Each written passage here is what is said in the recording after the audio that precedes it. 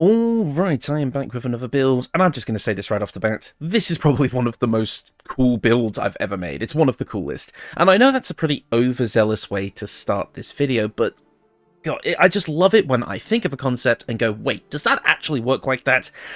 And then it works like that, because this build is absolutely amazing. It does a ton of damage, the theming is impeccable, the gameplay loop is actually extremely fun, and I know I'm just, like, coming out of the gate doing something that I don't normally do and just immediately gassing up the build like crazy, and I hate using that term, but it's the best way I can think of to describe this, but it's such an awesome build.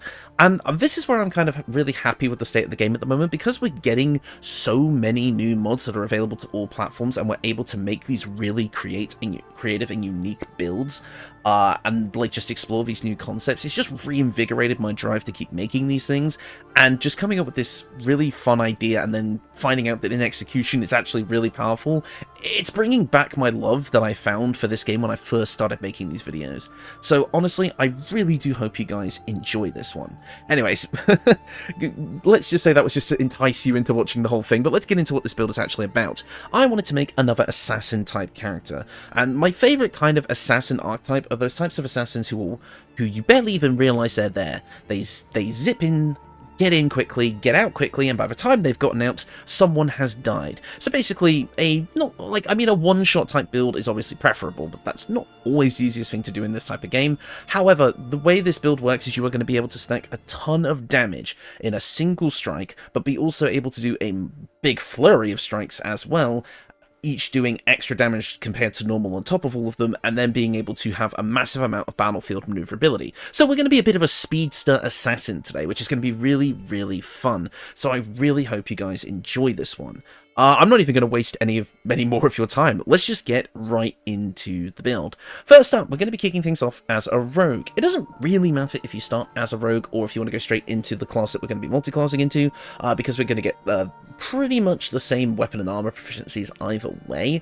But starting off as a rogue is going to give us sneak attack right off the bat, which we do kind of want, as well as a bunch of skill proficiencies. So I do think starting off of rogue is the best way to go, but if you really want to get something like extra attack a bit sooner, then I think you could start with our main class. But either way, let's talk about level 1. First up, I've decided to play this build as a drow. It doesn't really matter what race you play for this build, any of them are going to work, although I wouldn't recommend the shorter races because they do come with a lower base movement speed, and we are going to be focusing on movement speed for this build. But we will have a lot of it regardless, you know, rogues kind of tend to do that, so don't worry about that too much. However, I did decide to go over drow today because I like the idea of kind of a Love-sworn drow assassin who specializes in speed kills. I think that's really interesting. It's going to give you some weapon proficiencies that rogue gives us anyway, so I'm not too worried about that, but we do get superior dark vision and fey ancestry to have advantage on saving throws against being charmed, so if we're somehow captured and they're trying to use charming magic into making us tell them who our employer is, that's not really going to work out for them, and magic cannot put us to sleep. As I said, we're a Love-sworn drow, but that's mainly just for flavour. Obviously, I've already gone over the stuff we get from rogues, so let's have a look at the ability scores. Our strength is at 8, we don't need it. Dexterity is going to be our main attacking stat, we do need it, so it's at 16. Constitution is also at 16 because I do want to focus on concentration-based spells for this build, as you may have guessed from the title, and so I did want to have at least a bit of Constitution here. And we don't really need our spellcasting modifier because we are going to be using utility spells pretty much exclusively, so I've decided to have Intelligence at 10 because we don't really need it, but it's nice to have intelligence on a rogue. Wisdom is at 14 because it is going to be our spellcasting modifier, and that will give you a bit more freedom if you want to use some spells here and there that aren't just for utility, so feel free to change those stats around if you've got some different plans. And charisma is at 10. But if you really feel like you're not using that wisdom stat at all, although I do like having it for saving throws, feel free to change up kind of these mental stats around, and even feel free to throw some points into strength for a bit more maneuverability when it comes to jumping and such. But otherwise, you mainly want to make sure you have your dexterity and your constitution pretty high. The rest don't really matter, so, you know, mix and match, do what you want to do. As for our skill proficiencies, I decided to go with the soldier background, because I liked the idea of this character being someone who may be trained in kind of like the Underdarks, like, you know, warrior training regimen, but then slowly started to figure out that Actually, I'm a bit better at the stealthy thing. So while we do have athletics for being able to do things like jumping and such like that, even with our abysmal strength, we will be able to do some climbing and jumping. We also get intimidation, which I wanted for obvious reasons. As a rogue, we also do gain a bunch of other skill proficiencies. I've got acrobatics, sleight of hand, and stealth, with expertise in sleight of hand and stealth, because again, that does just make sense for me for both a rogue and a assassin type character. I mean, you're probably gonna be breaking into places to kill people. But if you want to swap out acrobatics because you don't really need it, you absolutely can for something like investigation or insight or whatever. But we do also have some other stuff. We gain perception because we're an elf, which is great. We absolutely want that. And I've also gone for in deception as well, because it does feel like that makes sense. So yeah, level 1 of rogue, pretty typical rogue, nothing crazy here. So let's immediately get into what makes this build work. Now, I want to take our multi-class right away because we're going to want to get the things that make this build fairly quick. So let's multi-class right away into Ranger. Ranger is going to give us a bunch of things that we want. We're going to get simple and martial weapons, light, medium armor, and shields, all those proficiencies, so now we can use pretty much everything in the game, as well as some other cool things at level 1, such as our favored enemy feature. Now, for this build, you can take any of these, it doesn't really matter. True Strike could have some usage, probably not. Sanctified Stalker could also be good. It mainly depends if you want like what you want from your extra proficiency. However, I am going to be recommending Ranger Knight for this build because I do have a heavy armor option later on in the equipment that could be good to make use of. So, and being able to have access to every armor type in the game with a multi-class is actually really nice, and we do still get that history proficiency. So I'm going to recommend Ranger Knight for this build, but it's honestly up to you. You may find something like Bounty Hunter nice if you plan to take Ensnaring Strike, which I don't with this build, but hey, you can pick your poison. We also do gain Natural Explorer, and again, it's up to you. If you didn't take Sleight of Hand from Rogue and put it into something else, you could pick it up here with Urban Tracker. Beast Tamer could be great if you want Find Familiar. It's always a fun spell to have, but I do genuinely think taking one of the Wasteland Wanderer options works. In my testing, I did use Fire because it's a fairly common damage type, but I do think Poison does make the most sense lore-wise for both Drow and just for assassins in general to have a natural resistance to poison after working with them pretty much most of their lives, because of course an assassin probably does use poison here and there, so feel free to take that here if you want. We also do get to choose an extra skill proficiency for multi-classing into Ranger, so this build is going to be an amazing skill monkey as well. You get the choice here between Investigation, Nature, Animal Handling, Insight, and Survival. I like Insight here, I feel like it fits the best, but it's entirely up to you. At Ranger level 2, we're going to gain access to a fighting style, and we're going to be taking 2-weapon fighting because I plan to dual wield with this build. 2-weapon fighting allows us to make an attack with our offhand weapon and lets us use our ability score modifier added to the damage of the attack. I worded that very poorly, but basically it means we can treat an offhand weapon like a main hand weapon, which means now we can attack with our bonus action. Very, very good. We're also going to be able to gain spells, and we now, with our level 1 spell choice, we're going to be getting the thing that makes this build what it is, Zephyr Strike. Zephyr Strike in regular D&D is kind of a okay spell.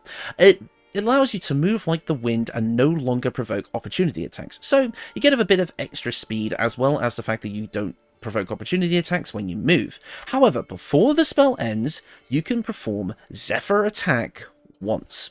What Zephyr Attack is it's a strike with your weapon, but deals 1d8 force damage and has advantage.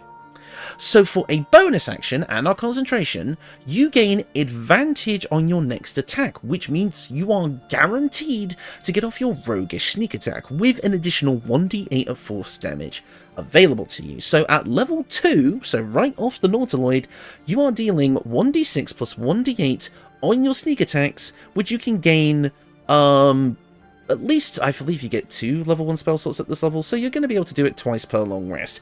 So basically you get 2 big Nova attacks, which is pretty damn good. And just the ability to be able to just move around without provoking opportunity attacks when eventually we do get Cunning Action Dash, it's just going to feel very, very nice. So overall, this build is basically about rotating in Zephyr Strike and using it to go for big Nova attacks when necessary, stacking it with some other abilities and equipment that we'll be getting throughout the build. Speaking of, while we're talking about movement speed, let's pick up Longstrider, a ritual spell which is going to give us an additional bit of movement speed. So basically it just means we get more movement speed every long rest for the cost of nothing other than having to prepare the spell. But since I don't really care about using anything else here anyway, since I want to focus on concentrating on Zephyr Strike, it doesn't really matter. So, I mean, we're not going to be getting things like Hunter's Mark, although we will be getting a replacement for it. Don't worry, we are still going to be getting even more damage on our attacks. Just wait and see. But for now, we can just take Zephyr Strike and Longstrider and go from there. As a drow at this level, we're also going to be getting Fairy Fire, which is another way of getting advantage, but we don't really care about that. We're here for Zephyr Strike. At Ranger level 3, we get to choose our subclass. And would you look at that, we're going with Horizon Walker today, another modded class from the 5e D&D tabletop world. The Horizon Walkers are all about guarding the world against threats that originate from other planes, so they deal with, you know, portals to other dimensions and such like that, to the other planes, I should say. And they do, you know, deal with otherworldly foes and weird beguiling magics and such like that. They're basically hunters of things from other planes. Like, that's basically what they are. We're not really using that for that here today, but now we have, think about it, hear me out here, these guys are all about teleportation and blinking in and out of the material plane using their plane walking abilities. So now we have an assassin who's not only really fast on their feet, but can go so fast that they temporarily blink into another plane of existence and stab you when they come back out. So yeah, we've created this speedster teleporting assassin. It's really goddamn cool. Let me explain the teleporting part here. We're going to get a new unique ability called Distant Strike, which can work with both melee and ranged weapon attacks. We pass between the planes in a blink of an eye, teleporting 3 meters to a creature and then striking them with the ferocity of the multiverse themselves. So basically, it's a bit of extra movement each turn, but allows you to blink in and bam, slap someone on the head, or shoot them in the face. Entirely up to you. Basically, this is going to replace your regular attack action. This and Zephyr Attack are going to be what you use more than anything, because this really helps against enemies who restrain your movement. So for Steel Watchers who inflict maimed, anything that roots you to the ground, or things like Entangle, or things that have difficult terrain that you don't want to walk on, like a spike rift surface, for example. This is just going to allow you to, at least for 3 meters of movement, completely ignore anything that's holding you in place and still be able to teleport. It's obviously not the feature that I'm mainly focusing on here, but it's definitely helpful in the long run. You also get protection from evil and good. Moving on, we also gain Planar Mark. For the cost of a bonus action, you can mark a target, and your next attack against them will deal an additional 1d8 force damage. So between this and Zephyr Strike, you are going to be able to deal 2d8 force damage in addition to whatever sneak attack damage you're doing, and your base weapon damage. Yeah, this build gets kind of stupid really fast. You basically get to do one big Nova sneak attack per turn, and then by the time this build is done, because we're dual wielding and we're going to get extra attack, you're going to be able to do 3 more attacks on top of that. Maybe even more, depending on the equipment choices you go with. So Planar Mark is going to be another way that we're going to get our big damage, and it is going to be our replacement for Hunter's Mark on this build, because by the time this build is done, we're going to be able to cast Zephyr Strike and Planar Mark every turn if we choose. Planar Mark doesn't cost any spell slots or anything like that as well, so even if we've run out of spell slots for Zephyr Strike or whatever else we're trying to do, we're still going to be able to use Planar Mark infinitely. And then again, we'll also have equipment that's going to synergize with things like dashing as well, to make that even more powerful. So even if we're not able to use Zephyr Strike a lot of the time, because this build will have slightly limited spell slot selection, we're still going to be able to go for big damage pretty much every turn. It's just whether it's the biggest damage or just big damage. But it's still big damage. And I just love the idea of Horizon Walker as a subclass anyway. I just love it. So I'm really happy that it's in the game now and that we're able to use it here. And it's not too broken. This build will make it seem like it's a little bit broken, but it's actually really balanced. You'll see what I mean. We do also get to choose another spell at this level, and let's keep up the idea of being high on mobility here with Enhanced Sleep, another ritual spell that can be cast out of combat that is going to triple our jumping distance, making it so that we can, like, now gallivant across the rooftops in the city. You know, it's just a fun flavor spell that also has a ton of utility throughout traversing the map, so it's good to pick up here. But of course there are other options available to you if you wanted. If you decided to put a bit more into Charisma, you can go with Speak of Animals. If you want a bit more tankiness and the ability to dish out a little bit more damage occasionally, Absorb Elements can work really well. You can even get access to Cure Wounds if you want to give yourself a little bit of healing. And also there's other things like Snare, Sudden Awakening, and Entangle. You do get a bunch of other things here thanks to some other mods that I'll have linked in the description. But otherwise, I do think that the selection that we have here is going to work. And again, Snaring Strike, also an option. So feel free to pick and choose what you think works for you, or for your version of this build. At Ranger level 4, we are going to get to choose our first feat. I decided to keep things fairly normal for this build, so we are just going to be going for an ability score improvement and bumping up our dexterity, because we want it as high as we can for the maximum amount of damage from our sneak attacks, and the highest chance to hit as well. So I think just bumping up our dexterity is also going to work. However, because this build does have a bit more freedom in how you allocate your stats, you could go for half feats with this build. Fade Touched for Misty Step and such like that could actually be really, really nice, although we will be getting Misty Step later, and we don't really want to be spending our spell slots on that, but it would give you that a half increase to one of your mental stats, as well as another spell from the divination or enchantment lists. For example, you could go for things like a command, compelled duel, hex. There's a ton of different options here. Fighting Initiate could give you another fighting style. Perhaps if you wanted archery, you could go with that. You could also go for telekinetic or telepathic. Those would also both work really well for this build. There is actually an update to Vitash's Feat mod, which this comes from, that you could use to get like other things. I believe Shadow Touch is a part of that. I just haven't got around to updating it yet. I'm recording this video. I believe the update just came out. But there's also other things like that you could grab from as well from vanilla. Tough could be great. Warcaster could be good if you want to make sure you're definitely not dropping that concentration. Spell Sniper could be interesting, maybe if you want to throw an Eldritch Blast onto this build somehow, that could also be quite fun.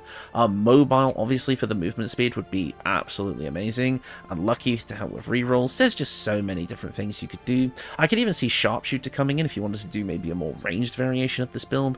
There's just so many fun things you could do with this, so feel free to pick your poison as far as that's concerned, but I'm going to be going with the slightly more basic option, like I said, and giving us that +2 to Dex.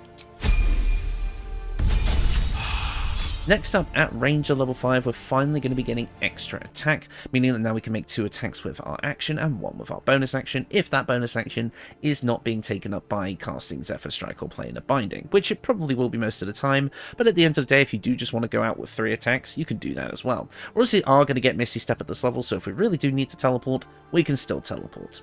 Next up, we do get access to level 2 spells at this point, but honestly, there's not really anything here that I necessarily want to grab.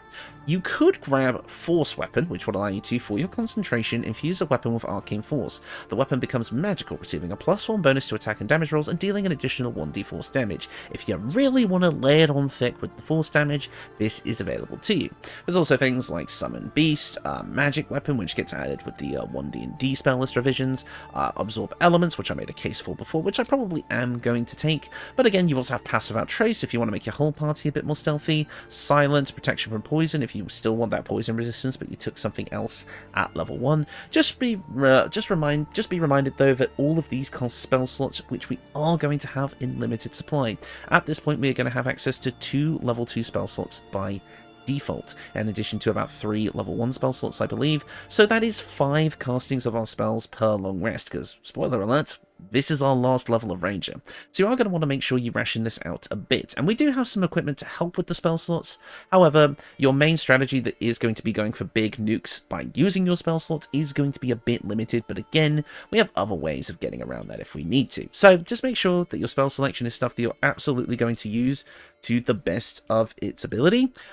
So I would say that things like Absorb Elements can be useful in a pinch, but you're mainly going to be wanting to focus on the other spells I've highlighted, namely Zephyr Strike, like I said. And that's also why I took a bunch of ritual spells, because in my opinion, those are worth taking. Now, moving away from Ranger, we are going to go back to Rogue levels because I want more sneak attack damage and a few other things from it. So, we're going to be picking up level 2 of Rogue now, which is going to give us the ability to hide, dash, and disengage as a bonus action. All of these things are amazing, but the main thing we want to focus on is the dash. If we're not spending a spell slot on something, we can just cast Playing a Binding and dash as a bonus action, or cast Zephyr Strike and dash as a bonus action to just get where we need to go and do that big amount of damage. Also, dash is going to interact with some equipment that I'll be talking about later, so we definitely want to pick this up in this build. Next up, we get to choose our subclass, and I know this is a bit boring because it is the power option, but we are going to be going with Thief here. This helps with the dual wielding and for spellcasting because it's going to give us a second bonus action. By having 2 bonus actions, we are going to be able to now cast Zephyr Strike and Plane of Binding on the same turn because since this build is so bonus action heavy, just having that second bonus action is going to allow us to do things so much more efficiently. Because normally if you want to get the full power out of this build with a single bonus action, you do have to cast things things one after another on subsequent turns, and a lot can happen in a single round, so just having 2 bonus actions does immediately bump up the power of this build. I would even recommend that if you don't care about getting extra attack right away, just get the subclass from Ranger and Zephyr Strike, so level 3 of Ranger, and then go back to Rogue until total level 6, and then kind of mess around with the levels from there. Like, kind of play around with the level progression on this build and see what works best for you. I did a bit in my testing, and I do find that usually, basically, you're kind of just deciding, like, if you want to be able to cast both the spells early, with a bonus action earlier, or if you want to just get extra attack earlier, and the power level kind of ends up being about the same either way. It just depends on what feels best for you. So, but either way, once we hit this level of Rogue and get that second bonus action, things really do start to kick it up a notch. At Rogue level 4, we are going to get our next feat. And again, I've already gone over all the potential options that would be available to you, but we're just going to max out that dexterity to make our attacks as powerful as they can be. At Rogue level 5, we're going to get Evasion, allowing us to, once per turn, use our lightning quick reflexes to take half the usual damage from an attack, so it makes us a bit more tanky overall, which is nice. At Rogue level 6, we are going to gain access to more expertise. It's entirely up to you what you want to take here, it really doesn't matter. The game has picked Insight and Deception. I might swap out Insight for something else like Acrobatics, because seeing a plus 13 in Acrobatics is kind of fun, even if it is a mostly useless stat. But you may find Expertise in Athletics to get a plus 7 in Athletics, despite the fact that our Strength is at 8, to be quite nice, and that can again help with jumping and moving around, so, you know, pick your poison. And finally, at Rogue level 7, we're going to get Evasion. So again, once per turn, when a spell or effect that would deal half damage on us... Oh no, this isn't once per turn, sorry. Whenever a spell or effect would deal half damage on a successful dex save, it deals damage if you succeed and half damage if you fail. Rogues are surprisingly good tanks. So this is a fun ability to have. Now we're a tanky assassin, in a way, which is great, because we have a little bit more constitution than normal, so we're sitting at a nice 104 hit points when all is said and done. And that is the build. Overall, what you're going to be getting out of this is a ton of speed and a ton of power, and even a bit of tankiness overall. Like I said, you're going to have a ton of maneuverability with the ability to dash and things like Zephyr Strike, as well, making it so that you don't have to worry about opportunity attacks. So it's basically like being able to disengage as a bonus action anyway, which is really nice, but you get even more power out of it. Because as you see, we can look at Zephyr Attack here, which is just... it's beautiful. So with that, and also being able to get more maneuverability thanks to Long Strider, Enhanced Sleep, and Misty Step is great. Being able to teleport short distances with Distant Strike, getting a bit more damage as well. Sneak Attack, adding an extra 4d6 slashing damage to our attacks, is just absolutely great. You can see how much that damage would add up thanks to Planar Mark and all that as well. This build packs a ton of power, a ton of maneuverability, and just a ton of fun flavor as well. But of course, like most builds, it is helped out extremely by the equipment, so let's take a look at that now. You're going to immediately see how the equipment that I have here is going to synergize with the playstyle that we've cooked up, so let's take a look at it. First up, our weapons. We've got a pretty standard dual wield setup for the channel here. First up, we're looking at Justicia's Scimitar. Justicia's Scimitar is going to give us the ability to, whenever we attack with advantage, you have a chance of blinding your target. It's also a +2 scimitar, which means it's light, finesse, can be dual wielded and used with dexterity. Blinding a target means that you have advantage on attack rolls against them, and they have disadvantage on their own attack rolls, and that reduces the range of their attacks and spells to 3 meters. So ranged characters and spellcasters are automatically hating you for doing this. And also, it's another source of advantage, which means, you know, it's another way to guarantee that we're going to be able to get our sneak attacks. So we attack with Zephyr Strike, and even if we don't use Zephyr Strike on subsequent turns, then we're going to be having a chance to blind, which can just give us advantage anyway without needing to spend more spell slots, which is awesome. It also comes with a unique attack called Shadow Soaked Blow, which deals an extra bit of psychic damage and does extra damage equal to our proficiency bonus as well. And this attack doesn't break concealment. You can use it once per short rest, so it's a pretty powerful opener if you decide to go with it. We're also going to be combining this with the Knife of the Undermountain King, reducing the number that we need to roll a critical hit while attacking by 1.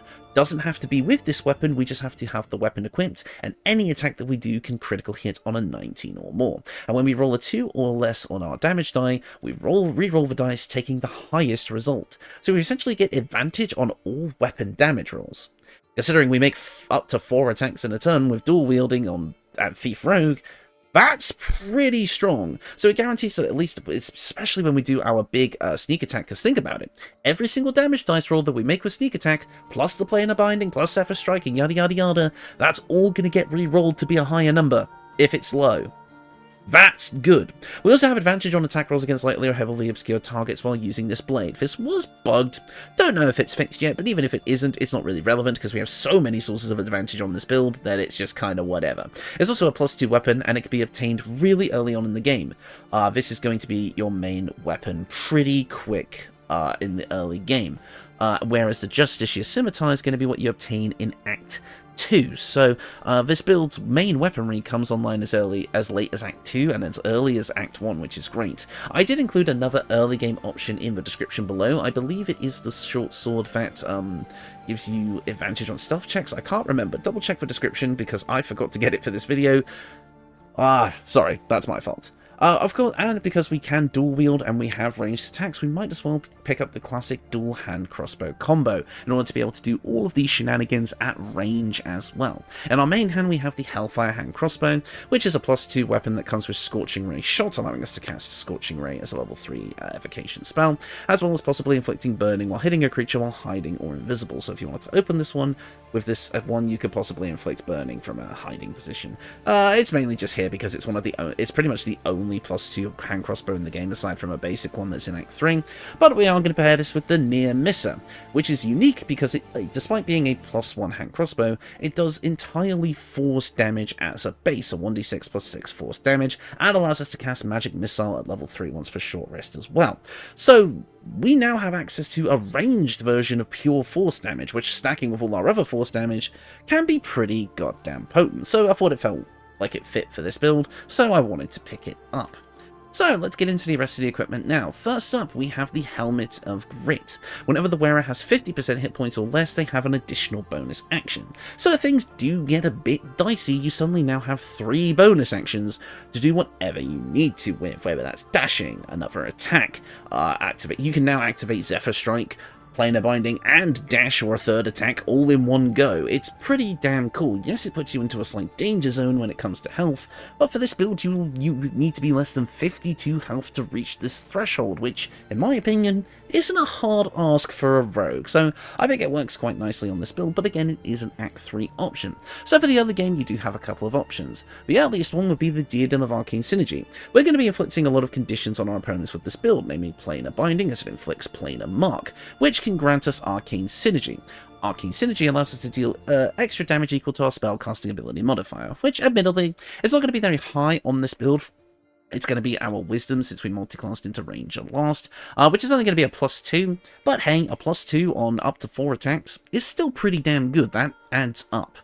But of course, we also have the Helmet of Arcane Acuity. Now this is just here if you decide that you do want to take some offensive spells, but are struggling with the stat allocation, because obviously you want to keep your Constitution and Dexterity pretty high.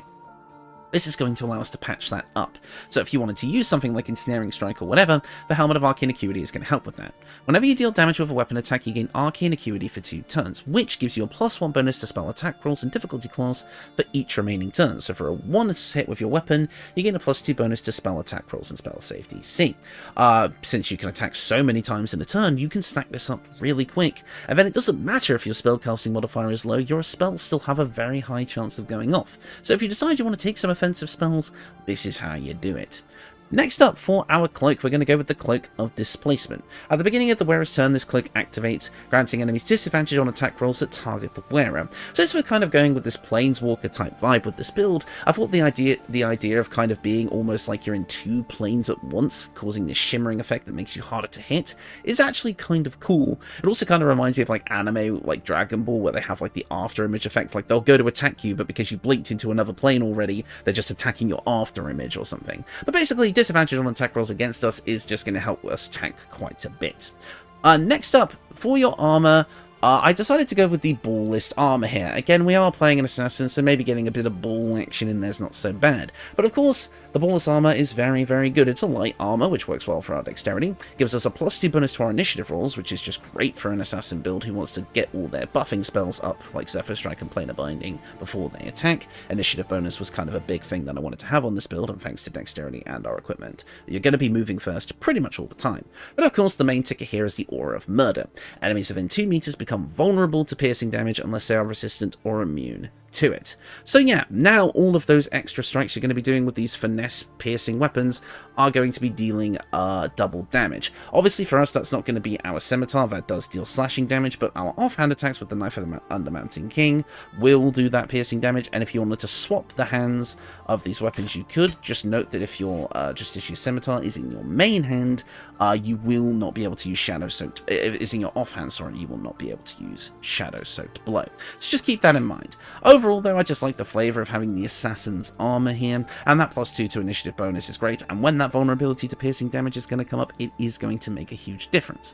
However, for the early game, you do have some other options. The first one for the early game is just the Hide Armour +2, giving you that +1 bonus to initiative rolls, and a +1 bonus to dex saves and checks. Overall, more initiative bonus is mainly what we want from this, and it's a decent light armour that you can, or medium armour I should say, sorry, but you can obtain fairly early, which of course we can wear. And then also we have the Rippling Force Mail. Now the Rippling Force Mail is a heavy armor, which is why I took, Ranger Knight at the start. And you may be thinking, well, why on earth would we ever want to wear heavy armor with this build? Well, it kind of fits into the force damage thing by giving us access to a unique condition called Force Conduit. Upon taking slashing or piercing or bludgeoning damage, we're going to gain stacks of Force Conduit, which, whenever we are hit by those physical attacks, that damage will be reduced by 1 per turn remaining. And in addition, if the entity takes damage while it has 5 or more stacks remaining, it deals 1d4 force damage in a 6-meter radius. So now that kind of idea of like shimmering with extra planar energy now becomes a hostile retaliation that when we're attacked, we're automatically dealing force damage back.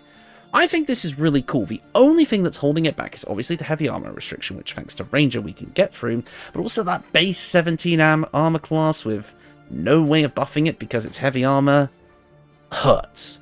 This armor is less about tanking things than it is about, well, or less about dodging things, I should say. It is more about just tanking the damage and building up Force Conduit. But with the dive that I have here, which is the ball dive in Ferunian colours, it does look pretty goddamn badass. So I think it could work nicely for this build. But I do think overall, probably the ball list armor is the way to go. Next up for our gloves, we have the Stalker gloves, which I don't really use very often, but work really well here. You gain a +1 bonus to your initiative rolls, great, and also your sneak attack deals an additional 1d4 force damage, so it's just more force damage, which feels thematic for this build. You can swap these out for whatever you like, it really doesn't matter. I just felt like these gloves work the best, and the buffs that they give are really nice to have. However, these are late game items, so the early game gloves you're going to go for are the gloves of missile snaring. Again, with all this movement speed shenanigans that we have, we almost kind of feel a bit like a monk when it comes to that sort of thing, so the gloves of missile snaring will give us the monk's ability to deflect, or well, not deflect missiles, but we can stop the missiles at the very least. We can't throw them back though. You can intercept missiles from ranged weapon attacks, reducing their damage by 1d10 plus your dexterity modifier. We'll have a pretty high dex modifier, so this is just going to help when tanking against ranged attacks, because ranged attacks will be able to catch us a bit more than the melee attacks, because again, the advantage of having all this movement speed is we can dodge melee combatants pretty easily just by moving away from them and not provoking opportunity attacks. But ranged attacks can still cause us a bit of trouble, so the gloves of missile snaring will help with that, and you can get these very, very early into the game. And finally, the Line Breaker boots. Now, again, even with patch 7, the description of these boots is a bit misleading. What they're supposed to do is once per turn, when you dash, you gain 2 stacks of Wrath. Wrath is an ability that gives you a +1 bonus to damage with melee weapons for every turn of this condition remaining. So that's what's supposed to happen. The problem is that it's not once per turn restrictive, and it actually gives you 3 stacks of Wrath, not 2. So for the cost of one of your bonus action dashes, you can now gain a +3 to your damage rolls with weapons. This stacks up to +7. With our bonus action shenanigans, you can stack this up to +7 extremely quickly, or at least +6 on the first turn if you decide to forgo the Zephyr Strike and Plane of Binding on your first turn and stack this up first. And then if you have the 3 bonus actions from the Helmet of Grit, you can do all 3. Yeah, this gets pretty stupid. So that's a +7 to all of our attacks, plus the sneak attack, plus the Plane of Binding, plus the Zephyr Strike, plus everything else. Yeah, this build nukes people, like, pretty goddamn hard. Again, just the idea of that assassin who just strikes and you're dead. Like, it's just one swing and that's all they need. I absolutely love it. So the Line Breaker boots are perfect, and they're a very early game item. Next up, we do have the Spell Savant Amulet. This is going to give us an additional level 2 spell slot. So now we have 4 level 1 spell slots. I'm sorry, I think I said 3 earlier, that was my mistake. And 3 level 2 spell slots. So that is 7 Zephyr Strikes, whatever have you, per long rest. And hey, 7 of these really strong nuke attacks is probably all you need. And also, again, we love Zephyr Strike. That's what this whole build is about. And then, obviously, next up, we do have just some kind of generic rings here. The first one here is the Caustic Band, which can be replaced with anything that you like, but this does make it so that all of our weapon attacks deal an additional 2 acid damage flat, and again, because we can attack so much, that is just a lot of extra damage, so it's nice to have it here, but replace this with whatever you like. And then finally, the Killer's Sweetheart, allowing us to, after we kill a creature, we gain a reaction that we can bank and spend whenever we like to guarantee an attack roll will be a critical hit, and this can happen once per long rest, so a guaranteed crit for when we really just need to hit that massive Nova damage attack is just absolutely lovely to have, so I thought I would include it here. I will also point out that while I didn't use it for this build, another thing that could be great here would be Psionic Overload from the Illithid Powers, at the cost of taking 1d4 psychic damage every turn, which could potentially break concentration, but I'm not too worried about that since we will have normally used Zephyr Strike before we would have really needed to worry about concentration with the way this build works. You do gain an extra 1d4 psychic damage on all attacks. Again, that's going to stack up with the amount of attacks that we can do in a turn, so I think that could also be worth considering here. But anyways, that is the build, and overall, it's so goddamn cool. I love it. I love the archetype of rogues, like, just doing massive amounts of damage. Like, don't get me wrong, having a rogue that is, like, you know, the mastermind or the speed or, like, the face of the party or stuff like that is cool, but just being the dude that says one attack and you're done just feels so great. And the amount of interesting flavor that we get here between being a speedster, a planewalker, it's just so cool. And the force damage thing as well, which is barely resisted by anything, just feels so nice to use. And being able to use a relatively niche spell like Zephyr Strike to such amazing effect just feels absolutely amazing. I love this build, and again, I think when I have a rogue in my party in the future, this is going to be what I run with them, because it is just such an interesting and fun concept. I'll agree that a lot of the big chunks of power, like at least in terms of the equipment, does come online a bit later, especially the Ballist Armour, which really helps out, and the Helmet of Grit, and the Cloak of Displacement for tanking, but the other stuff that you can get, like the Diadem, the Line Breaker boots, that's early game, baby. These weapons are early to mid game. This build comes online fairly great, so the progression is going to feel really, really good. And again, this build has a lot of flexibility in how you want to make the ability scores work, because again, the spellcasting modifier isn't as necessary because we just use it for utility. So overall, there's a lot of freedom with exactly how you can do this build. Your racial choice doesn't matter, and your ability scores are a bit more loose. Again, I do just recommend that you at least have the base 16 in Constitution, as I really do think that helps. But yeah, no. That is everything I want to say about this build, for sure. I think I'm pretty much done. Again, I absolutely love the way this turned out. I love the new, like, subclass Horizon Walker. It's amazing. Zephyr Strike is just a really fun niche spell that just gets, like, again, it's one of those builds where, I guess the Dungeon Dudes put it best when they, like, did their spell rankings, which is kind of what gave me the idea to do this build. Because they talked about, like, because they kind of rank spells, like, this is like a B tier spell, but B stands for build. If you have the right build, it can become A or S tier, and in this build, I would say it's at least an A tier, maybe S, depending on how powerful this can really be. I mean, again, this build kind of just nuked, like I said, nuked the combat encounters that I placed in front of it. Like, it just didn't give a shit about HP at all. So, you know, I really, really enjoyed making this one, and I hope you guys enjoy giving it a try and testing it out for yourself. But yes, that is going to do it for me. Thank you all so much for watching, and I will see you all next time. Goodbye.